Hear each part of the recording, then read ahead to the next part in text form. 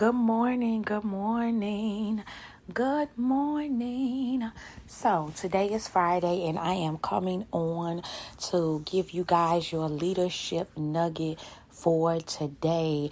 I believe I am going to start doing the leadership surge on Thursdays, and so Thursday morning will probably be the day that you guys can expect to hear from me as it relates to a leadership nugget, unless I feel like I want to release something as it pertains to leadership, or I end up having a guest on the show who can actually come on to the show and give you more insight and revelation as it pertains to leadership and surging, that having that momentum, having that stirring in the area of leadership. And so I desire to come on to really teach you guys and train you guys on how to be the best leaders that you can be, not just so that you can represent yourself, but also so that you can represent those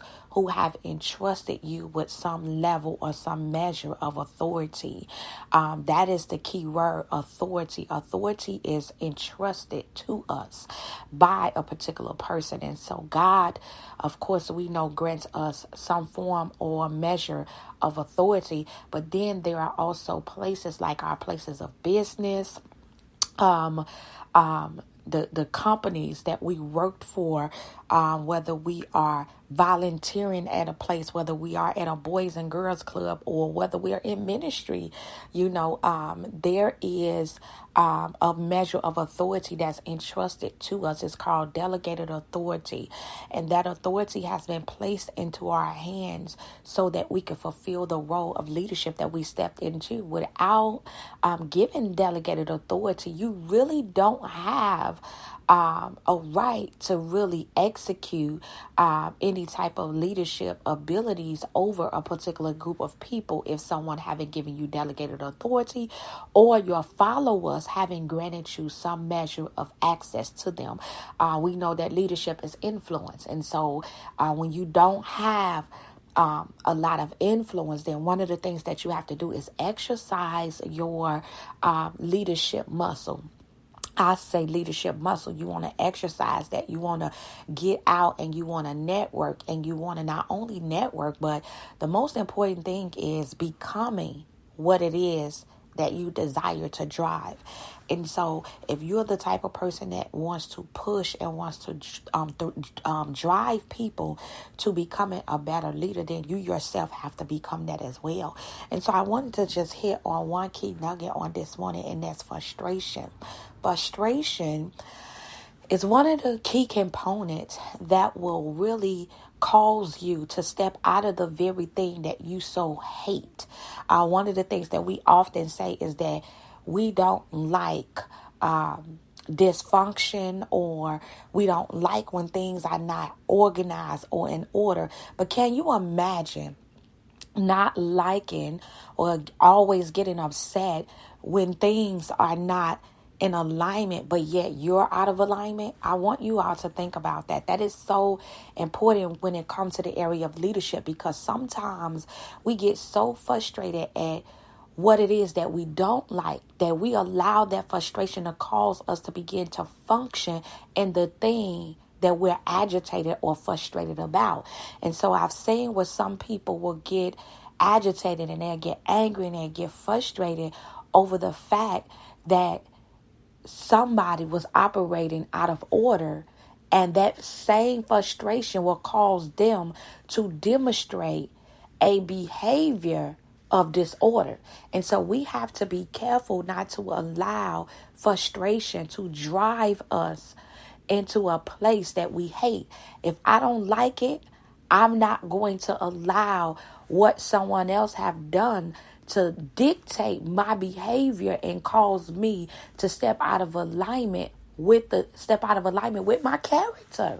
That's why character is so important when it comes to leadership, when it comes to ministry, Character is so important and it's so vital that we learn character. And it's not just about understanding morals and values and adapting to a set of principles, but it's also about having that self-control, making sure that you don't allow people, places, and things to determine who you are and determine your behavior. There is nothing no one can do that can really stop my behavior when it comes to serving in the capacity of leadership. Now, I'm not going to say that there's nothing. Let me slow down right there.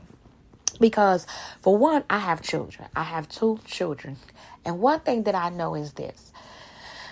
You better not mess with my children. You know, I love God. I love God's people. I have no problem serving. I have no problem, working a job, a company, or whatever. And there have been multiple companies that I've seen who have demanded that people put their job above their families, or, saying, well, this is a family emergency. I have to be there.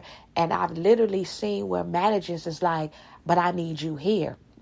And I was even faced with a case like that a few years ago where my son was hit by a car and the job was like, well, is he okay?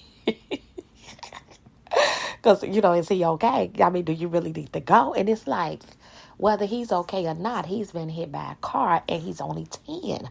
I need to go. And so it is so important that we don't allow people, places, and things to determine our behavior.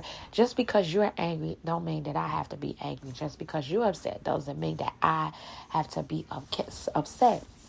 And so I wanted to just come on and give you guys the leadership nugget on today so that you guys can just be more effective in the area of leadership, so that you won't miss out on all of the things that God has planned for you to do, because you don't have that temperament. You don't know how to demonstrate self-control. You don't know how to control your actions.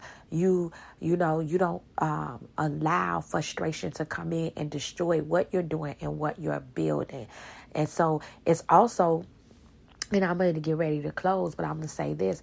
It also has a lot to do with self-awareness. As leaders, you have to be aware of what your strengths are and aware of what your weaknesses are when it comes to character development. That's one of the things or the key components to learning what character development is. Sometimes we tell people, oh, so-and-so has a horrible character. Well, what classifies them as a person who actually has a horrible character? We cannot take one mistake or even a few mistakes that people have made and say that this is a person who has bad character. No, it takes a multitude of things. It takes a lack of consistency, to cause a person to be classified as someone who has actually has bad character. And so it's the same way when you talk about the area of leadership.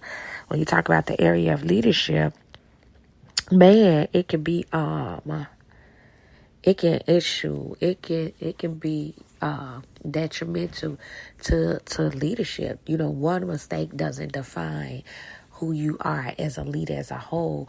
But one thing that I will say is that you have to have that self-control, most importantly, because there's going to be a lot of things that occur in your life. And having that self-control is the very thing that's going to keep you going. And so that's concludes our segment on today on the Leadership Nugget. And so I pray that you guys were blessed by this nugget. And I bid you guys peace and blessings. Enjoy the rest of your day. Goodbye.